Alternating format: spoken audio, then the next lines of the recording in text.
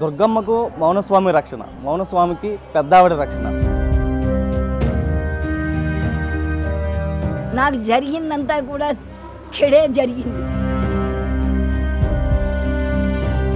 5 సంవత్సరాలు ఏకదీక్షగా ఆహారం లేకుండా ఆకుకూరలు 1 సంవత్సరం తిని తర్వాత 1 కాఫీతో కాలం గడిపిన రోజు కూడా ఉంది.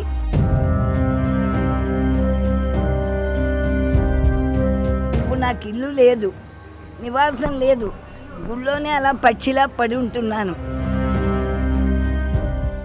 దుర్గమ్మకు మౌనస్వామి రక్షణ, మౌనస్వామికి పెద్దావిడ రక్షణ. 36 ఏళ్ళుగా అమ్మవారి సేవలోనే ఉంది. ఎంతోమందితో తిట్లు తింది. దాదాపు ఇక్కడి నుంచి వెళ్ళిపోమంటూ కూడా ఈమెను బెదిరించినటువంటి పరిస్థితి. కానీ ఏడాది నుంచి కూడా ఆమె ఇక్కడే స్వామివారి సేవలో, అటు అమ్మవారి సేవలో కూడా ఉంటుంది. ఇక్కడే తినడం, ఇక్కడే పండుకోవడం మొత్తం జరుగుతుంది. ప్రస్తుతం ఈమెకు సంబంధించి ప్రస్తుతం మనతో పాటు ఉంది. ఒక్కసారి ఈమె చరిత్ర కూడా తెలుసుకుంటే కనుక నిజంగా ఒక విధంగా బాధ అనిపిస్తుంది. ఎందుకంటే ఒక్క కూతురు కూడా ఏదైతే బీఎస్సీ బయోటెక్నాలజీ చదువుతున్న సమయంలో కూడా ర్యాగింగ్కి గురవడం జరిగింది. కాలేజీ మానిపించేసిన తర్వాత ఇంట్లో తీసుకొచ్చారు, పెళ్లి చేశారు. కానీ పెళ్ళైన తర్వాత కూడా భర్త వేధింపులతో ప్రస్తుతం విజయవాడ వీధుల్లోనే భిక్షాటన చేసుకున్నటువంటి పరిస్థితి. సరిగ్గా సంవత్సరం క్రితం కూడా ఒక ఇల్లు కూడా ఉండేది. కానీ ఇంటికి సంబంధించి కూడా పాడుపడిపోవడంతో ఏ మాత్రం చోటు లేకుండా కూడా ప్రస్తుతం ఇక్కడ స్వామివారి దగ్గర మౌనస్వామి వద్దే ఉంటుంది. ఇక్కడే తినడం, ఇక్కడే పడుకోవడం మొత్తం చేస్తున్నటువంటి పరిస్థితి. ప్రస్తుతం ఒక్కసారి ఆమెతో మాట్లాడతాం. ఎందుకంటే దుర్గగుడి అధికారులు ఈమెకి జీతం ఇచ్చేవారు. కానీ ప్రస్తుతం ఆ జీతం కూడా కట్ చేసినటువంటి పరిస్థితి. దాదాపు 36 ఏళ్ళుగా ఆమె అమ్మవారి సేవలోనుంది. అమ్మవారి దర్శించుకున్న తర్వాత ప్రతి ఒక్కరు కూడా ఇక్కడికి వచ్చి ఈమె చేత బొట్టు పెట్టించుకుంటే మంచి జరుగుతుందంటూ కూడా ప్రతి ఒక్కరు ఇక్కడికి రావడం, ఈమెతో బొట్టు పెట్టించుకోవడం మొత్తం జరిగేది. ఈమె కూడా ఎవరైనా మెయిన్ విఐపీలు వచ్చిన సమయంలో కూడా ప్రతి ఒక్కరికి రిఫర్ చేసేది. అమ్మవారికి ఆభరణాలు పెట్టండి, మీకు మంచి జరుగుతుందని చెప్పిన సమయంలో ఈమెని తోడుకెళ్తున్న సమయంలో కూడా దుర్గగుడి అధికారులు తిట్టినటువంటి పరిస్థితి. ఈమెని ఇక్కడి నుంచి వెళ్ళిపోమన్నట్టు కూడా చాలాసార్లు చెప్పినట్లుగా చెప్తున్నారు. ప్రస్తుతం మనతో మాట్లాడేందుకు పెద్దవాడు. మా మీరు ఎన్నేళ్ల క్రితం అయింది ఇక్కడికి వచ్చి? ఇక్కడ ఉంటున్నారు కదా, మొత్తం ఎన్నేళ్ల క్రితం వచ్చారు ఇక్కడ? 90లో వచ్చాము. యాత్రగానే వచ్చాం, అమ్మవారి మొక్కు తీర్చడానికి వచ్చాం. అమ్మవారి పీఠం నాకు మా ఊర్లో ముందు వచ్చి గుడికి అక్కడ శంకుస్థాపన చేసుకుని అమ్మవారి యొక్క సన్నిధిలో దర్శనం చేసి శంకుస్థాపన చేయాలని వచ్చాం. అమ్మవారే ఇక్కడ ఉంచేసి వెళ్ళనివ్వలేదు. అనేక రకాలుగా కొండరాళ్ళు కింద పడ్డాను, అనేక రకాలైనటువంటి దెబ్బలు తిన్నాను. కానీ దేవస్థానం చాలా ఆదరణగానే చూశారు. అమ్మవారి యొక్క భాగవతం 26 సంవత్సరాలు ఏకగ్రీవంగా చెప్పుకొచ్చాను. అప్పటికి మా వారు ఉన్నారు. లాస్ట్ మూడోసారి చెప్పేటప్పుడు, అనగా ఆఖరి స్కందం చెప్పేటప్పుడు 2007లో మా వారు కాలం చేశారు. అయినప్పటికీ మిగిలిపోయినా నేను చెప్పానండి. 700 జీతం ఇచ్చేవారు ఎన్ఎంఆర్గా 700 జీతం ఇచ్చి చాలా బాగా చూసేవారండి. గోపాలకృష్ణారెడ్డి గారి టైంలో నన్ను పురాణానికి అపాయింట్మెంట్ చేశారు.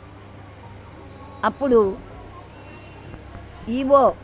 ఓఈఓ విజయలక్ష్మి గారు నన్ను ఎన్ఎంఆర్ నుంచి హిందూ ధర్మ ప్రచారంలో పెట్టారు. అది చేస్తూ మౌనస్వామిని చూస్తూ, మౌనస్వామి సేవ చేసుకుంటూ, అమ్మవారి దర్శనం చేసుకుంటూ, అమ్మవారి మౌనస్వామికి అన్నీ సమర్పిస్తూ ఉంది. పడితరం కూడా దేవస్థానం ఇస్తుంది. పడితరం ఇస్తూ ఉంది, ఆహారం ఇస్తూ ఉంది, అన్నీ కూడా అమ్మే చూస్తూ ఉంది. అమ్మ యొక్క సేవలోనే నిమగ్నమై ఉంటూ ఆ యొక్క మౌనస్వామి యొక్క అనుగ్రహాన్ని పొందాను. ఆయన ఎప్పుడు వచ్చారు, నీకు ఎలా చేయాలి, ఏం చేయాలి, ఎవరు అడిగినా నేను చెప్పడానికి నాకేం తెలియదు అంటే నాకు స్వప్న దృశ్య ఇన్స్టిట్యూషన్గా చెప్పారు. మీరెవరు, ఎక్కడి నుంచి వచ్చారు, స్వామి మీరు అవధూతమని నేను చెప్తున్నాను. నన్ను అందరూ కూడా ఇప్పుడు అబద్ధాలు చెప్తుందనే మాటతో కూడా అంటున్నారు. అయితే ఒకరోజు బాధపడి ఏడ్చాను. వెళ్ళిపోవాలని కూడా సంకల్పం పెట్టుకున్నాను. అమ్మ నన్ను వెళ్ళనివ్వలేదు. ఇప్పుడైనా ఆవిడ వెళ్ళిపోమంటే వెళ్ళిపోతాను. ఆవిడ అనుమతి నాకు రాలేదని ఇక్కడే నన్ను ఆవిడ మొన్న దసరా దగ్గర నుండి ఇక్కడే ఉంచేసింది. అధికారులందరూ కూడా చాలా ఆనందంగానే చూస్తున్నారు. ఏ ఒక్కరు కూడా ఏ విధమైనటువంటి మాట ఎప్పుడు ఏమీ అనలేదు. అయితే ఒకటి, నాకు నా భర్త పోయిన ఆయన యొక్క జీతం వచ్చిందని మేము వేయించాము. నీకు పెన్షన్ వస్తుందా, పర్మనెంట్ అయిందా ఆయనకి, ఆయన ఉద్యోగం చేస్తున్నావా అన్నారు. వారెవరంటే బుయ్యూరట నరసింహరావు గారు ఎవరో పేరండి, నాకు తెలియదు, ఇంక పట్టించుకోలేదు. నాకు అన్నీ అమ్మ చూసేటప్పుడు నాకు ఎందుకు అనే ఊరుకున్నాను. నాకు ఏ పెన్షను లేదు, ఏమీ లేదు. ఇక్కడ భక్తుల ద్వారా వచ్చినటువంటిది నాకు అమ్మ ఇచ్చేటటువంటి జీతం సరిపోయేది 700 ఇచ్చేవారు. ఆ 700దంతా 1200 అయింది, 1200 3000 అయింది, 3000 6000 అయింది. 6000 దగ్గర ఇప్పుడు వస్తుందా మీకు జీతం ఏమైనా? ఇప్పుడు జీతం మొన్న పెట్టామండి, 3000కి పెట్టారు. బ్రహ్మరాంబ గారు 3000 చేసిందండి. ఇంకా రాలేదు మీకు? రాలేదు, పెట్టామని చెప్పారు. పెట్టారండి. కాగితం కూడా ఇచ్చారు. సంతకం పెట్టడానికి తిరిగాను 2-3 సార్లు, వారు కనపడలేదు. అంటే జీతం మాత్రం ఆ 3000 ఇస్తాం అని చెప్పారు. అంటే మీరు ఇప్పుడు ఎంఏ సంస్కృతి చదివారు, అటు ఏదైనా ఉద్యోగానికి ట్రై చేసుకోవచ్చు, కానీ అందుకు అమ్మవారి సేవలో ఉండిపోయారు. అమ్మవారి సేవలోనే ఉన్నానండి. సంస్కృతం విద్యా ప్రవీణ చదివాను. అనర్గళమైనటువంటి శాస్త్ర విద్య ఉంది. అనంతమైన దివ్యశక్తి ఆ పరమాత్మ నాకు ఇచ్చాడు, వాక్శక్తి ఇచ్చాడు. అయినా అది సద్వినియోగం చేసుకోవాలనే అమ్మ సేవలోనే ఉండి ప్రతి విషయం చెప్పేటటువంటి దాంట్లో ప్రతిదీ కూడా కంపోజింగ్ చేసేదాన్ని. చక్కగా చెప్పుకొచ్చానని ఒక పేరు మాత్రం విజయవాడ మొత్తం. అప్పుడు నేను వచ్చినప్పుడు 11 లక్షల మంది అండి జనాభా. ఇప్పుడు 36 లక్షలు 37 లక్షలు అయింది. వాళ్ళందరికీ కూడా నేను తెలుసు. అయినా నేను ఎవ్వరినీ కూడా ఏది యాచించడం కానీ అడగడం కానీ మా అమ్మ గురించి ఏదైనా చెడుగా చెప్పడం కానీ ఈ గుడి గురించి మాట్లాడడం కానీ ఏదీ లేదు. నేను ఏది చేయలేదు. నాకు జరిగిందంతా కూడా చెడే జరిగింది. 2000లో ఇంటర్వ్యూ జరిగితే ఫస్ట్ క్లాస్లో పాస్ అయిందని నాకు ఉద్యోగం కూడా ఇచ్చారు. ఆ ఉద్యోగం పోయినా కూడా నేను అడగలేదు. ఎలా పోయిందో మా వారు అన్నారు, పోనీయమ్మ నీకు వాక్ ఉంది, రోడ్డు మీద నిలబడితే నీ భిక్ష చేసుకున్నాను బతుకుతావు అన్నారే, కానీ ఒక్క మాట కూడా నాకు రాలేదు. మీరు అడిగారు కాబట్టి చెప్తున్నానండి. విద్యావంతులు ప్రస్తుతం ఒకసారి మనం విజువల్స్లో కూడా చూడొచ్చు. ఏదైతే అమ్మవారి దర్శనానికి వచ్చిన తర్వాత, అమ్మవారిని దర్శించుకున్న తర్వాత మొత్తం రావడం, ఇక్కడ ఈమె దగ్గరికి రావడం, పెద్దావిడ దగ్గరికి వచ్చి ఆశీస్సులు తీసుకుంటారు. ఆశీస్సులు తీసుకున్న సమయంలో ఏదైతే కొద్దిగా మనీ ఇస్తారో దానితో మాత్రమే ప్రస్తుతం ఆమె జీవిస్తున్నటువంటి పరిస్థితి. ప్రస్తుతం ఆమె దగ్గర కనుక బొట్టు పెట్టించుకుంటే అంతా మంచి జరుగుతుందంటూ కూడా దాదాపు ఈమె గురించి తెలిసినటువంటి ప్రతి ఒక్కరు కూడా ఇక్కడికి వచ్చి ఇదే పని చేస్తూ ఉంటారు. ఎందుకంటే అమ్మవారి సేవలో దాదాపు 36 ఏళ్ళుగా ఆమె ఇక్కడే ఉన్నారు. అమ్మవారి సేవ చేసుకుంటూ BA సంస్కృతి చదివినప్పటికీ కూడా అటు ఉద్యోగానికి సంబంధించి వెళ్ళకుండా అమ్మవారి సేవలోనే ఉండిపోయారు. ప్రస్తుతం ఇప్పుడు ఏం కోరుకుంటున్నారమ్మా మీరు చెప్పండి? అంటే ఇప్పుడు మీకు జీతం రావాలని కోరుకుంటున్నారా? మీ ఇంటికి సంబంధించి పాడుపడిపోయినటువంటి ఇంటిని బాగు చేయాలని కోరుకుంటున్నారా? ఏం కోరుకుంటున్నారు? అది మా అన్నదానం పడిపోయినప్పుడు అంతా దాని మీద వేసేసారండి. పోయింది అప్పుడే అడిగానండి, బాగు చేయించమని. చేస్తాం, తీసుకుంటామమ్మా అని చెప్పారు. తీసుకుంటామమ్మా అని చెప్తే తీసుకుంటారు కదా అని ఊరుకున్నానండి. ఇప్పుడు నాకు ఇల్లు లేదు, నివాసం లేదు, గుళ్ళోనే అలా పక్షిలా పడి ఉంటున్నాను.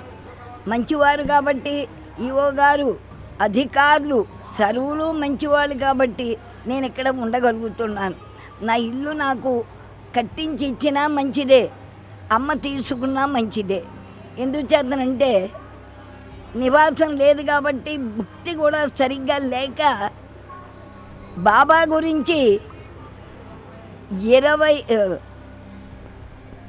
5 సంవత్సరాలు ఏకదీక్షగా ఆహారం లేకుండా ఆకుకూరలు 1 సంవత్సరం తిని తర్వాత ఒక్క కాఫీతో కాలం గడిపిన రోజు కూడా ఉంది.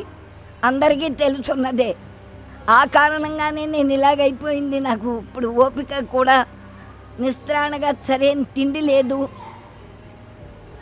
తిండి లేకపోవడమే కాదు, యువతల బిడ్డ వెళ్ళిపోవడంతో మానసికంగా కృంగిపోతూ ఉన్నాను. ఎక్కడ ఎవరిని ఏది అడిగే మనస్తత్వం కాదు నాది.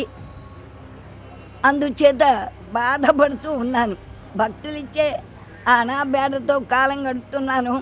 ఇప్పుడు మన అధికారికంగా వైదిక కమిటీ వారు జీతం పెట్టారు 3000 చొప్పున. ఆ 3000 కనీసం పెద్దవారు టిఫిన్ తిన్నంత లేదు, పెద్దవారింట్లో టిఫిన్ తిన్నంత లేదు. 3000 ఈ కాలమానానికి ఏం సరిపోతాయండి అని అడగకుండానే నేను వచ్చిన దాంతో కాలం గడుపుకుంటున్నాను. నాకు 2 పిల్లల్లో 1 పిల్ల ఉంది. ఆ అమ్మాయిని నేను పెంచాను.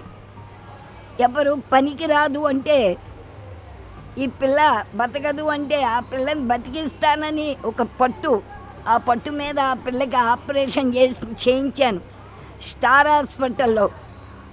ఒక బిల్డింగ్ ఉంటే అమ్మేసి మా ఊర్లో ఆ డబ్బు తెచ్చి అక్కడ ఆపరేషన్ చేయించానండి. ఆ పిల్ల ఈవేళ బ్రహ్మాండంగా చక్కగా ఉంది. దైవికమైనటువంటిది నాకు పరిచారిక కూడా చేసి పెడుతోంది. అధికారి వారు నన్ను ఎప్పుడు ప్రేమగానే చూస్తున్నారు. ఏ ఒక్కరోజు కూడా నన్ను ఒక్క మాట ఎవ్వరూ ఏమీ అనలేదు. చాలా ప్రేమతో చూస్తున్నారు. అందుకే నేను ఇక్కడ ఈ 35 సంవత్సరాలు కూడా ఉండగలిగాను, లేకపోతే ఉండలేను. కావున దయచేసి నాకు కాలమాన పరిస్థితులను బట్టి నాకు ఏమి నిర్ణయం చేస్తారో పెద్దవారు చెయ్యండి. అక్కడికి వెళ్ళు ఇక్కడికి వెళ్ళు అని ఎంతమంది చెప్పినా నేను వినలేదు. వెళ్ళకూడదు, అమ్మవారిని బీది పెట్టకూడదు అనేటటువంటి భావంతో ఆగాను. కాబట్టి నా భక్తికి తగినటువంటిది అమ్మే ఇస్తుంది కదా, అదే చాలు అనుకున్నాను. ఇది విన్నాం కదా, మొత్తం కూడా ఏమి ఒక పాపని దత్తత తీసుకోవడం, ఆమెకు సంబంధించినటువంటి గత వైద్య పరీక్షలు ఇల్లు అమ్మి మరి కూడా వైద్య పరీక్షలు చేసినటువంటి పరిస్థితి. ప్రస్తుతం ఆ పాప చాలా సేఫ్గా ఉంది. ఈమెకి చేదోడు వాదోడుగా ఉంటున్నటువంటి పరిస్థితి. అయితే ఈమె కూడా ఒకటే కోరుకుంటుంది, ఏదైతే తన ఇంటికి సంబంధించి దుర్గగుడి అధికారులు గతంలో ఏదైతే ఒక భవనం నిర్మాణానికి సంబంధించి కూడా బిల్డింగ్ సంబంధించి పనిచేసినటువంటి పరిస్థితి. కానీ ఆ బిల్డింగ్ ఇప్పుడు పాతబడిపోవడం, అత్యంత పురాతనం అయిపోవడంతో కూడా అభివృద్ధి చేస్తాము, బిల్డింగ్కి సంబంధించి పనులు చేపడతామని చెప్పారు. కానీ ఇప్పటివరకు కూడా చేపట్టలేదంటూ కూడా తెలుస్తుంది. ఇవి కోరుకుంటుంది ఒకటి, ఏదైతే ప్రతి నెల కొంత జీతం దుర్గగుడి నుంచి వస్తే కనుక కొంత నాకు కూడా చేదోడు వాదోడుగా ఉంటుందంటూ కూడా ఆమె కోరుతున్నటువంటి పరిస్థితి. చూడాలి దుర్గగుడి అధికారులు ఏ విధంగా స్పందిస్తారనేది. వీడియో సుబ్రహ్మణ్యంతో నరసింహ, బిగ్ టీవీ, ఇంద్రకీలాద్రి నుంచి. For more videos like this, subscribe Big TV channel.